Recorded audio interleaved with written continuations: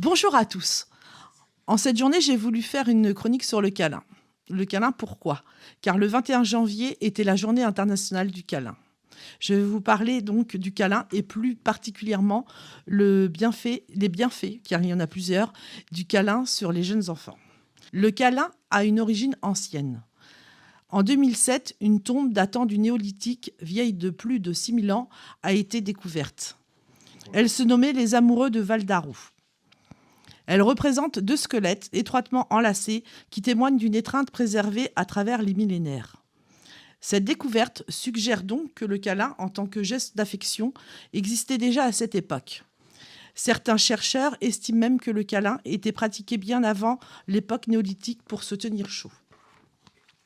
De nos jours, le câlin a une grande importance pour l'enfant. Le sens du bébé est essentiellement développé étant le toucher, le portage, le massage, le pot à pot sont encouragés dans le soin du bébé. Et c'est sur cette dernière technique du pot à pot sur laquelle je vais m'arrêter. Le pot à pot, qu'est-ce que c'est?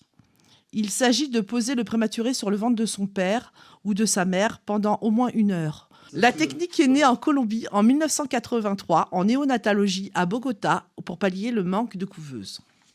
Le tactile est donc important au début de la vie de l'enfant.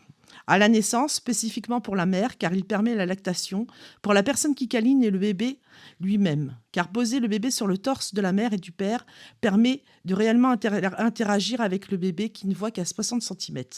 Ça permet également de le réchauffer et pour le bébé de sentir olfactivement de façon tactile sa mère. Que se passe-t-il dans le cerveau lors d'un câlin ? Le développement des neurosciences ont permis de se pencher sur ce qu'il se passe lors du câlin. Un câlin donne du bien-être. Une précision, le câlin bienveillant et consenti est aussi profitable à celui qui le donne qu'à celui qui le reçoit. Le câlin libère un cocktail d'hormones qui instantanément réduit le cortisol, l'hormone de stress. Il s'agit du trio magique de l'endorphine, l'ocytonine et la sérotonine. Les bienfaits dans le temps du câlin. Les bienfaits dans le temps du câlin. Une étude anglaise a démontré que les enfants ayant eu des câlins dans les premiers jours de leur vie se développent par la suite et développent une bonne confiance en eux et de plus en plus de facilité dans leur apprentissage de 1 an à 12 ans.